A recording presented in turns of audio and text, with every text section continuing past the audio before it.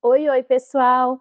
Hoje eu quero te contar o que é, de fato, um poderoso cofrinho. Muita gente me pergunta, Clary, por onde eu começo a ensinar educação financeira para o meu filho? E eu sempre respondo, com um cofrinho. Mas não pode ser qualquer cofrinho. Um que ensine valores, desenvolva habilidades e prepare sua criança para lidar com o dinheiro de forma consciente e responsável. Se você quer aprender como conduzir a educação financeira na primeira infância com seu filho, vem comigo!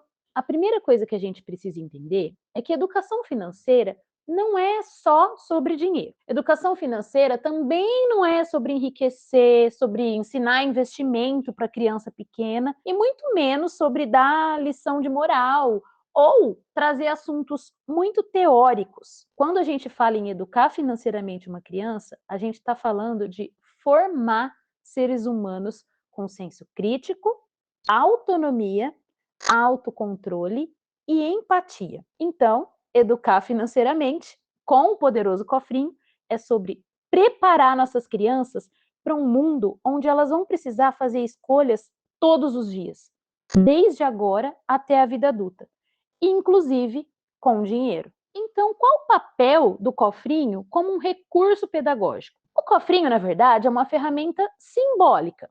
Ele não é só onde a criança guarda as moedinhas. Ele vai ser um objeto que ensina pelo concreto e brincando sobre tempo, paciência, escolha e responsabilidade. E é por isso que eu desenvolvi o método Poderoso Cofrinho com base em estudos de desenvolvimento infantil, psicologia comportamental e teoria da aprendizagem. Bom, a partir do momento em que a criança já desenvolveu a linguagem, já começou a pedir para comprar alguma coisa, você já pode começar a expor aos 5 poderes da educação financeira. Eles vão funcionar como um ciclo.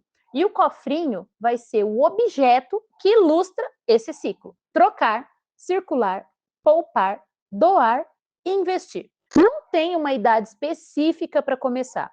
O que muda é a forma como a criança vai vivenciar cada um desses poderes com base no desenvolvimento e na maturidade que ela tem para a idade dela. Bom, então vamos aos superpoderes. O primeiro deles, trocar.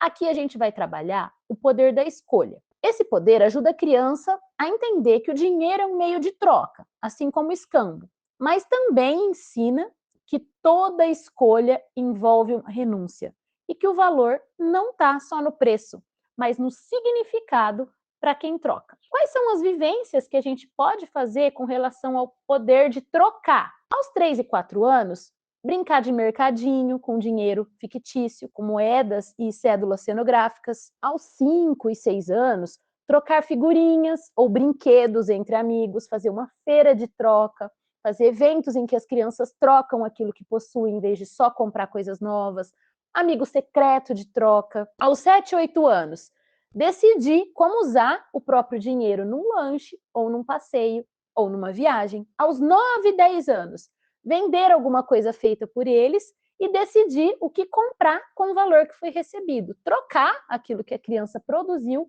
por dinheiro. Em todas as faixas etárias, é muito importante que as crianças manuseiem o dinheiro físico, por mais difícil que isso possa parecer nos dias de hoje, né, com o uso do Pix, mas é preciso, principalmente ali até os 5, 6 anos, que a criança manuseie e que ela entenda que moedas são trocadas por notas, notas são trocadas por coisas, notas e moedas. Ela vai aprender a fazer equivalência, ela vai aprender pelo concreto que o dinheiro é moeda de troca. O dinheiro não é um fim, o dinheiro é um meio. O segundo superpoder, circular.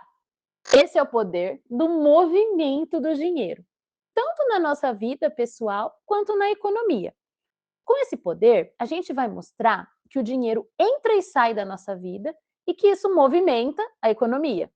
E também é possível ensinar que toda compra ou pagamento é parte de um ciclo. E quais vivências é possível a gente incentivar para cada faixa etária para estimular a compreensão do superpoder de circular o dinheiro? Aos 3 e 4 anos, ver os pais pagando e ouvirem: ganhei no trabalho, agora compramos pão. A criança entender que o dinheiro saiu do trabalho, é fruto do trabalho e foi para as mãos de outras pessoas. Aos 5 e 6 anos, simular com bonecos o ciclo do ganhar, pagar, receber. Pode ser feito numa brincadeira, pode ser feito num jogo de tabuleiro mais simples.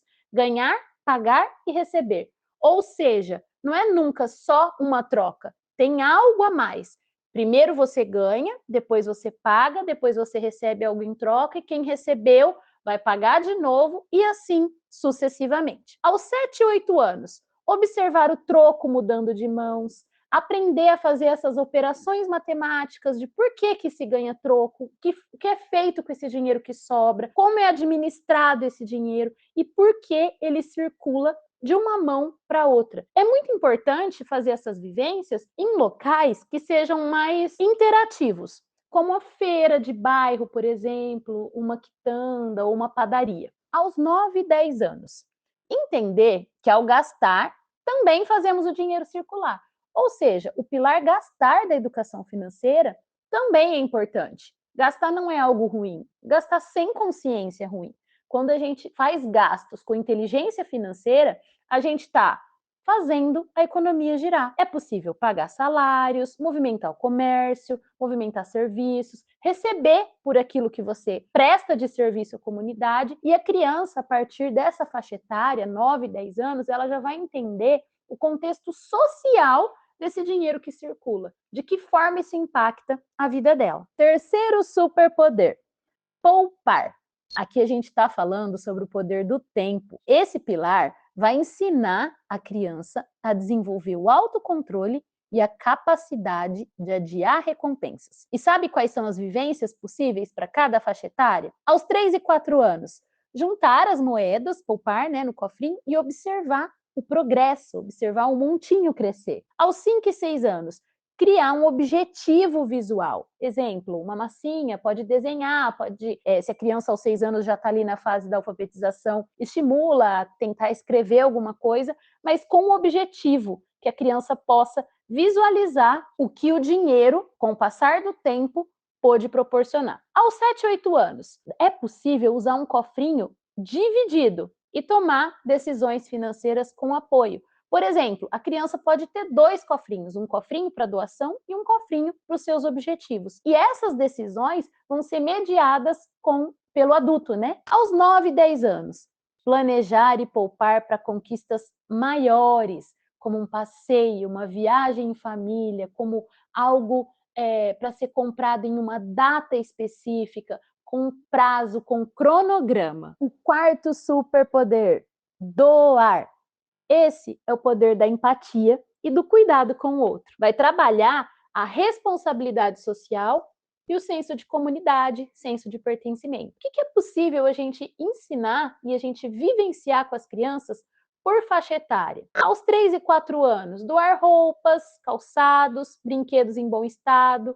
A criança, embora ainda esteja na fase egocêntrica do desenvolvimento, vai aprender pelo concreto. Você vai trabalhar a doação mostrando que o que não cabe mais, o que não serve mais, precisa dar espaço para que coisas novas entrem. E é nessa abordagem que você vai atuar. Aos 5, 6 anos, a criança já começa a desenvolver empatia. Então, é possível separar parte das moedinhas do cofrinho para ajudar alguém, ou fazer uma doação de brinquedo, ou levar a criança para alguma ação social que faça sentido para sua família, do qual vocês participem. Aos 7, 8 anos, aqui a criança já pode participar ativamente de campanhas solidárias com sentido, entendendo o propósito daquilo que ela faz e entendendo que, além de dinheiro, além de objetos, além das coisas que a gente possui, é possível doar o nosso tempo em favor de alguma causa. Aos 9, 10 anos, as crianças já podem escolher essas causas junto com os pais. Muitas vezes, a gente impõe as causas que a gente defende e a criança não tem espaço para poder opinar.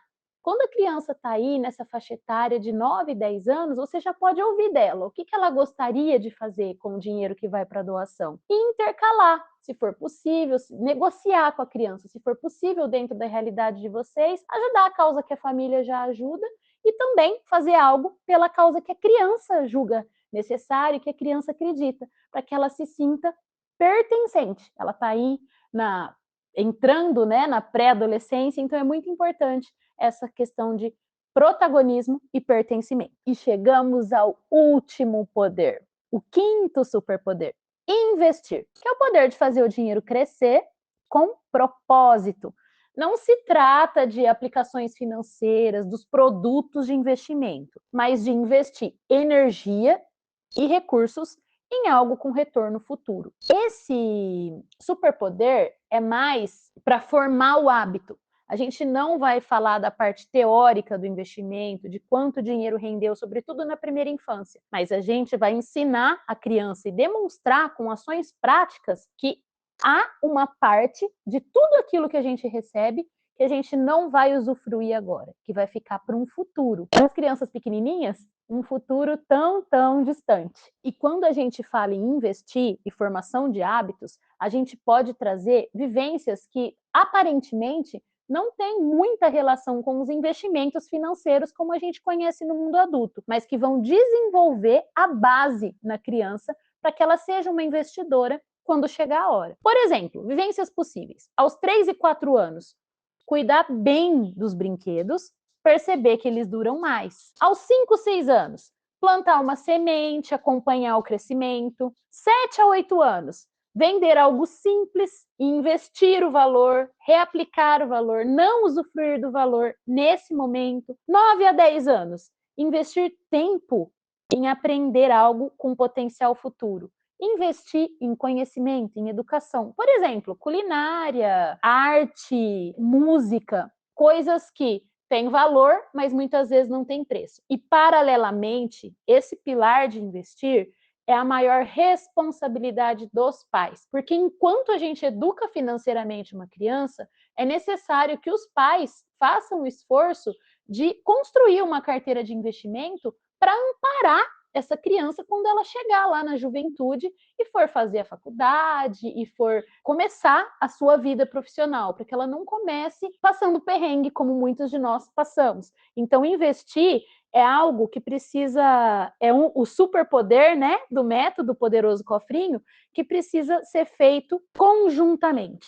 É um esforço coletivo. E é isso, gente. Educação financeira é sobreviver no presente com responsabilidade. Muitas vezes a gente acha que educação financeira é algo que a gente vai fazer hoje para colher os frutos só quando a criança for um adulto. E a gente vai adiando, mas não. Os frutos são colhidos todo dia, porque os poderes não são ensinados com discurso e teoria, mas com vivências. A cada escolha que a criança faz com o próprio dinheiro, ela está aprendendo a viver no mundo com regras, trocas e consequências reais.